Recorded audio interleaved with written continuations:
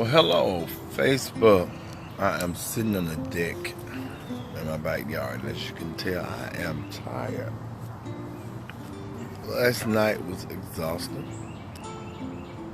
but we had a good time. I was too exhausted to go to church tonight. I wanted to go and hear Apostle David Hope because I know he's going to preach a dynamic sermon tonight. But unfortunately, I'm tired and I'm sleepy because it's been a busy day. And I know that you got to take care of your body. But if you don't take care of that body, it's not going to take care of you. And I'm glad I learned. It's one thing that I learned from a brother from years back.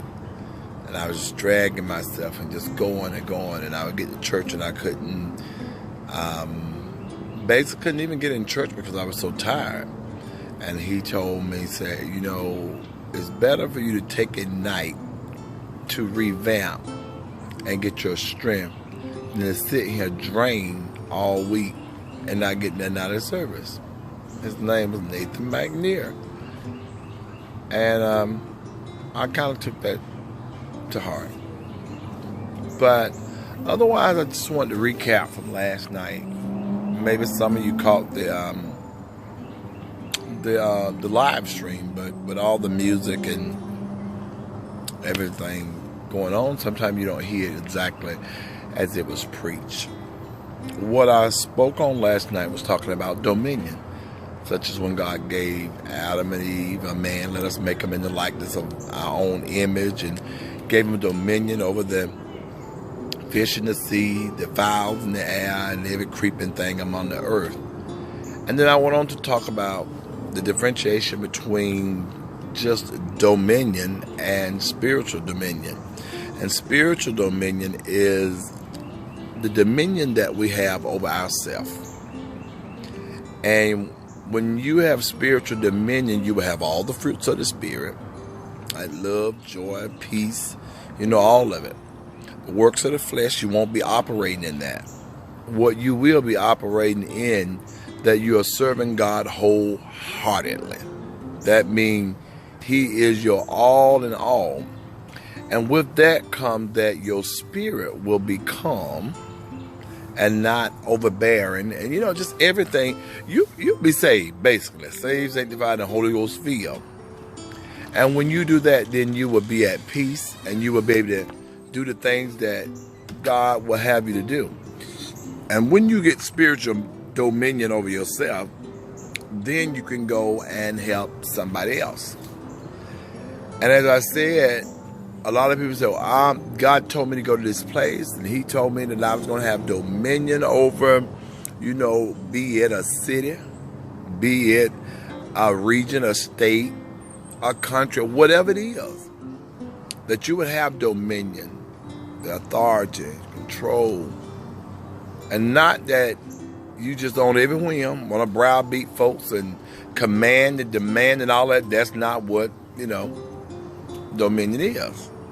It's totally submissive to God, meaning that the only way that it would be effective is if it is totally submitted to God, because God is not the author of confusion. God is not the one that's going to cause people to be hurt because you mistake dominion with somebody just completely dominating you.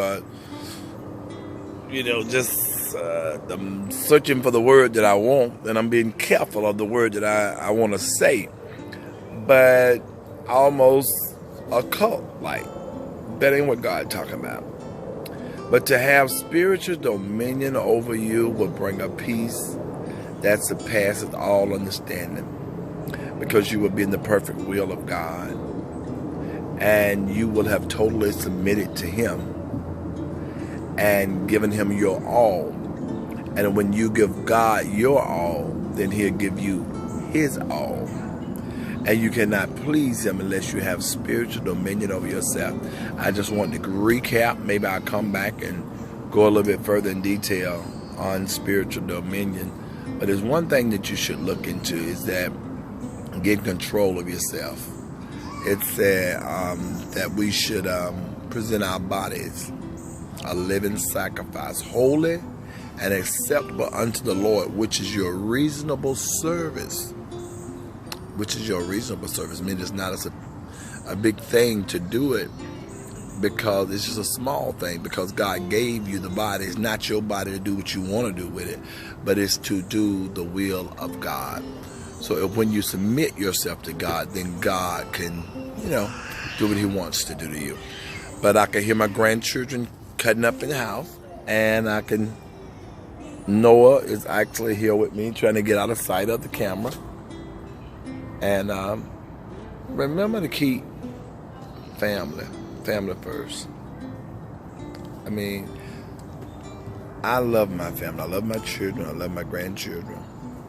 And everything that God always speaks is not something that you particularly want to hear. But as I said last night, the song just kept ringing in my head. And I wanted my daughter to sing it, Hillary, because she has a beautiful voice. I prayed and asked God to give her a voice, the gift of song. And so she had not been to church in a long time. And I said, the Lord said, let her sing that song, because that word was to her, not only to her, but to, the people that would be in the church and even the people on Facebook. And it said, give me you, everything else